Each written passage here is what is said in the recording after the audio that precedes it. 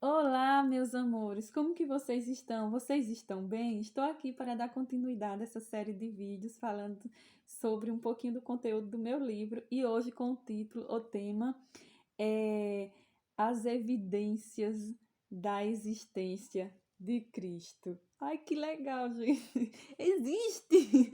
Mas e aí, você acredita que de fato Jesus viveu na história desse mundo? Você acredita que Jesus deixou seus pezinhos, as suas marcas aqui nessa história? Você acredita que Jesus existe, que ele está no céu, mas também está aí do seu lado, nos momentos mais difíceis da sua vida, quando você pensa que não tem ninguém, que está sozinho, ele está clamando para que você peça um abraço, para que ele o abrace e o conforte? Pois muito bem. Antes da gente dar continuidade, gostaria que vocês dessem um like, que vocês compartilhassem, que vocês comentassem, que vocês se inscrevessem no meu canal, que no outro vídeo, o anterior a esse, que eu falei sobre os milagres, muita gente visualizou, mas não se inscreveram. Ai, gente, faça isso, mas estou muito feliz pelos aqueles que se inscreveram, certo?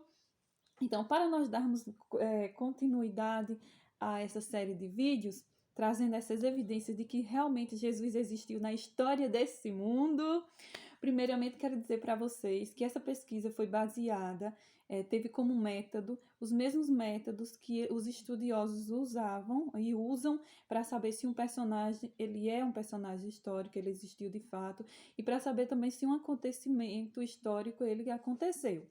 Então, assim, é uma pesquisa científica, está dentro da história, foi aprovado pelo jurado, né? Já apresentei meu TCC, já está feito, está tudo ok. Então, está tudo dentro do científico, dos métodos científicos, certo? E para nós continuarmos, por algum tempo, gente, foi crítico entre os pesquisadores, os historiadores, porque na verdade eles achavam que não existia nenhum personagem que viveu na época de Cristo e que falou sobre Jesus. Então eles acreditavam que era um mito. Só que um mito, para se formar, ele tem que, no mínimo, ter passado 2 gerações, porque se alguma pessoa daquela época viver, vai desmentir aquele mito. E no caso de Jesus, nós temos várias evidências de que realmente ele existiu, por conta que personagem que viveu mais ou menos poucos anos depois da existência de Jesus, da sua morte e ressurreição, eles falaram sobre Cristo, sobre os seguidores de Jesus. Então, mesmo naquela época, eles já estavam falando. Então, são personagens que nos dá umas evidências, né, que nos dá evidências realmente de que Jesus existiu. E quais são eles? Eu vou trazer aqui alguns e depois vocês vão poder se deliciar com a leitura desse livro. Vamos lá, né, gente? Hoje eu tô feliz, tá bom?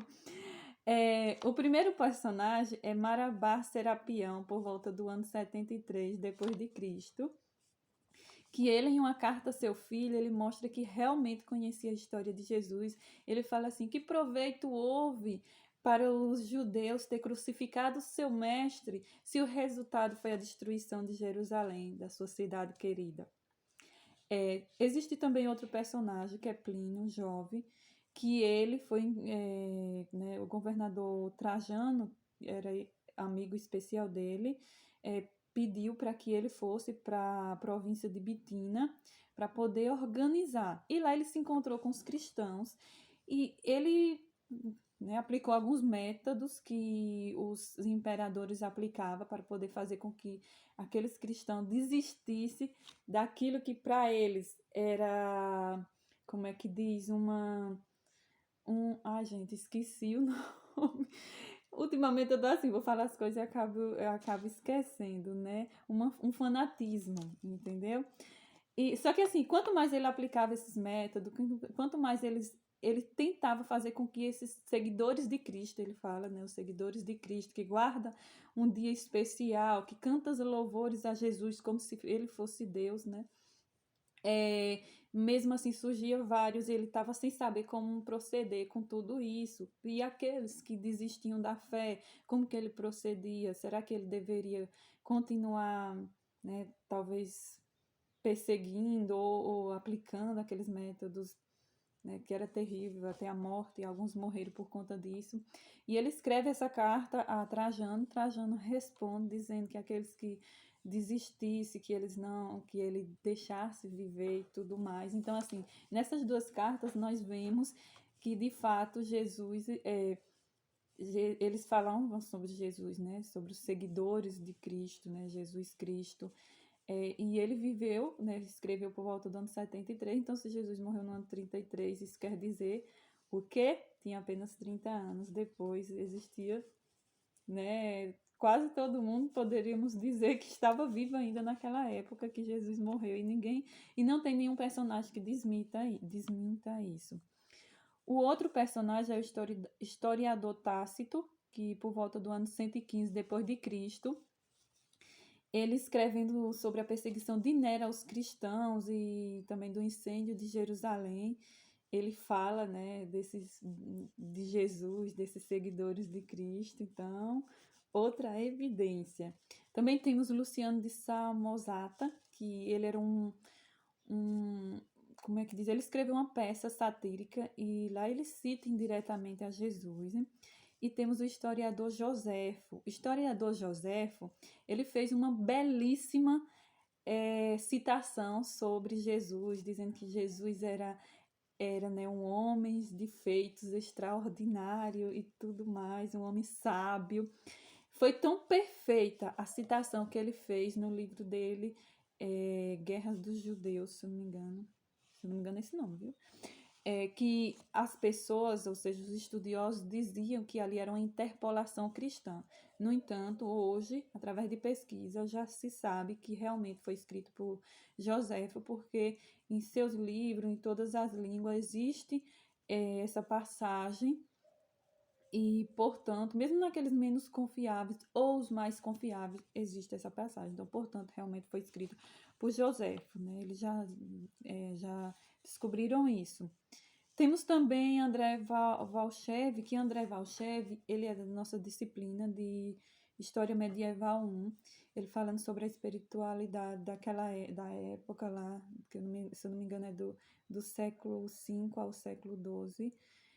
Ele fala que Jesus ele é um personagem histórico, e também eu trago, existem outros, né, outros historiadores, outros personagens que falam sobre a historicidade de Jesus. Hoje é um consenso entre a academia histórica, estudiosos, de que Jesus realmente é um personagem histórico. André Chavitarese, ele é um historiador que ele é muito requisitado pela Globo, né, como a revista Super Interessante, a revista Isto É, e ele diz que nós não estamos no campo da mitologia quando se fala de Cristo. De fato, Jesus existiu, apesar que ele diz que Jesus não ressuscitou. Mas vamos lá, que mais para frente eu conto um pouquinho dessa história.